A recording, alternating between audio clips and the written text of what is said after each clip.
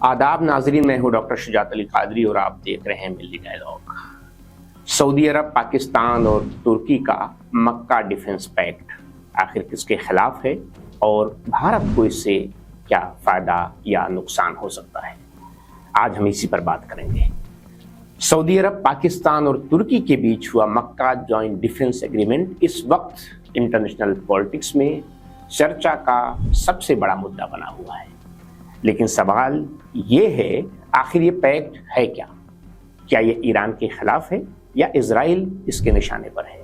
और सबसे अहम कि हिंदुस्तान को इससे कितना नुकसान हो सकता है या फायदा हो सकता है। आइए इसे आसान लफ्जों में समझते हैं। पहला सवाल कि पैक्ट आखिर है क्या।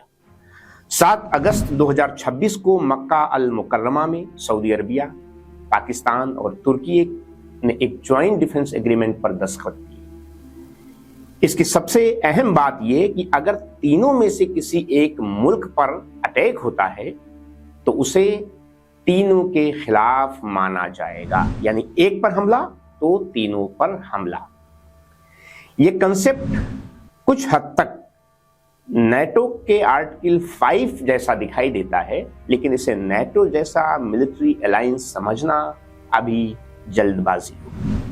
पाकिस्तान के फॉरेन मिनिस्टर इसहाक डार ने कहा है कि यह एग्रीमेंट डिफेंसिव है और किसी स्पेसिफिक कंट्री के खिलाफ नहीं है, लेकिन कागज पर इसका मकसद किसी देश पर हमला करना नहीं बल्कि कलेक्टिव डिटरेंस और म्यूचुअल डिफेंस है। लेकिन क्या ऐसा प्रैक्टिकल में होता है? दूसरा सवाल कि यह पैक्ट आखिर क्यों बना है। साथियों, उसको समझने के लिए मिडिल ईस्ट और पाकिस्तान की मौजूदा सिचुएशन देखनी होगी। पहले पाकिस्तान के अंदरूनी हालात। हम सब देख रहे हैं कि पाकिस्तान के पिछले 1 साल से अंदर के हालात काफी खराब चल रहे हैं।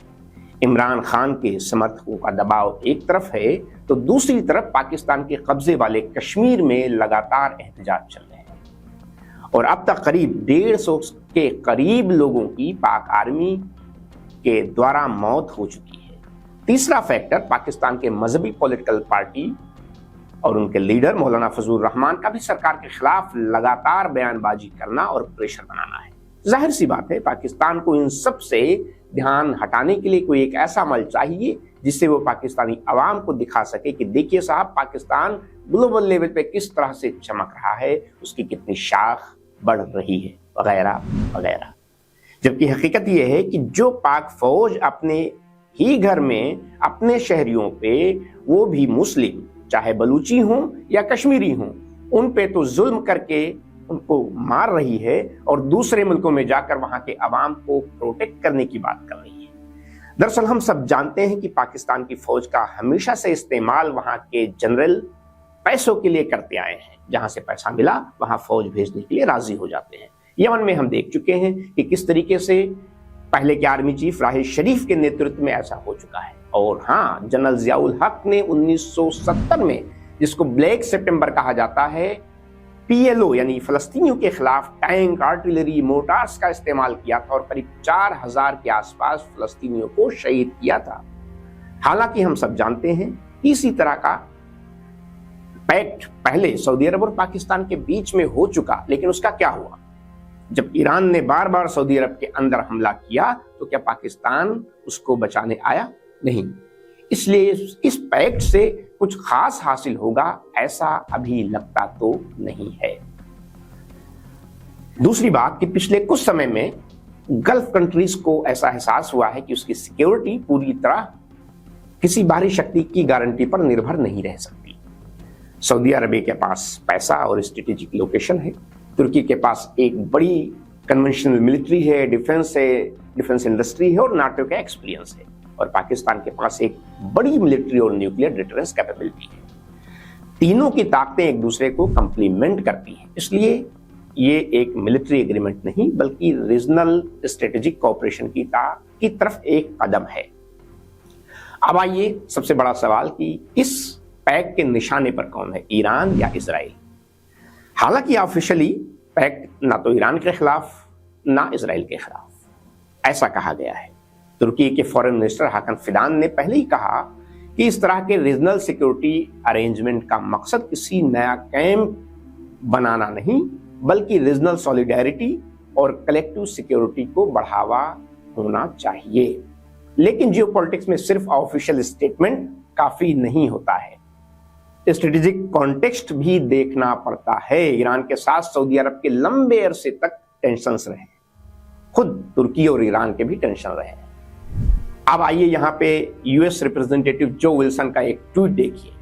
जो विल्सन का एक ट्वीट है जो उन्होंने कहा, the mutual defense pact of Saudi Arabia, Turkey and Pakistan is another achievement of ours, promoting stability, peace and prosperity in Middle East. With our prosperous Gulf allies, a liberated Syria, a Lebanese-Israeli negotiation, it is clear the murderous regime in Iran is isolated and people of Iran can regain a new government worthy of Iran rich history. यानी उन्होंने ये कहा कि इसका पूरा मकसद Iran को isolate करना है। अब इजराइल की तरफ देखिए। गजा, फलस्तीन, इजराइल की मिलिट्री एक्शन को लेकर अब तक सऊदी अरबिया, तुर्की और पाकिस्तान की पोजीशन में काफी एक समानता दिखाई देती है। ये तीनों मुल्क अपने इंटरेस्ट को पहले तरजीह देते हैं, उसके बाद में फलस्तीन को। और तुर्की का तो इजराइल के साथ लगातार बिजनेस बढ़ता जा रहा है। इसलिए स्ट्रेटेजिक लेवल पर यह पैक्ट इजराइल के लिए चिंता का विषय नहीं होना चाहिए। अब सबसे इंपॉर्टेंट बात जो इसका फैक्टर है, हिंदुस्तान का क्या इससे असर पड़ेगा। भारत के लिए सबसे बड़ी चिंता सऊदी अरबिया नहीं बल्कि पाकिस्तान और तुर्की का एक डिफेंस फ्रेमवर्क में आना हो सकता है और होना चाहिए।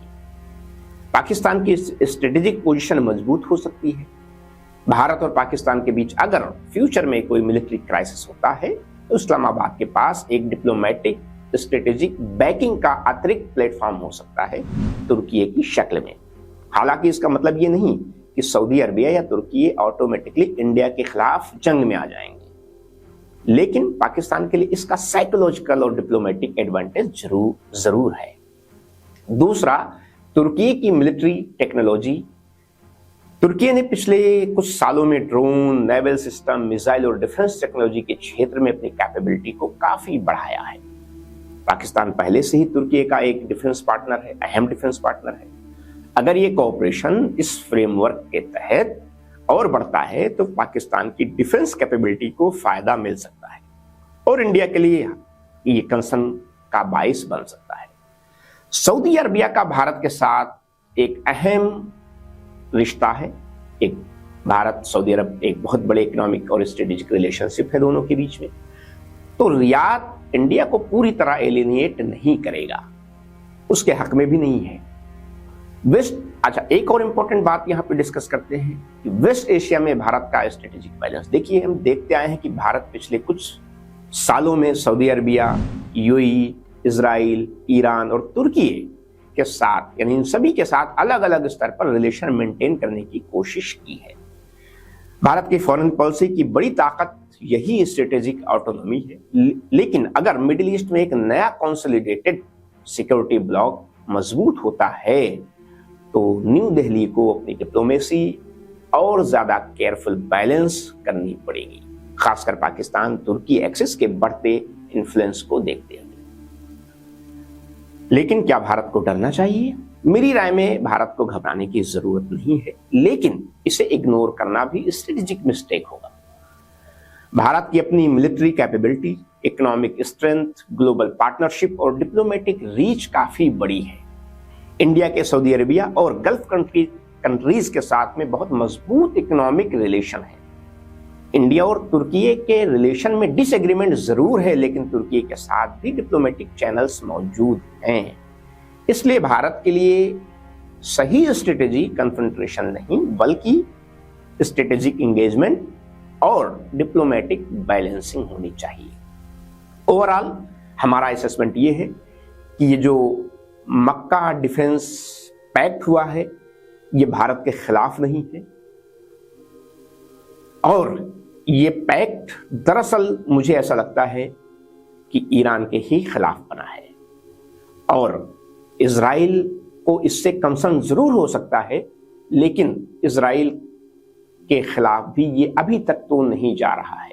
आने वाले समय में देखते हैं कि ये पैक्ट किस तरफ रुख लेता है। आज के लिए इतना ही। आदाब।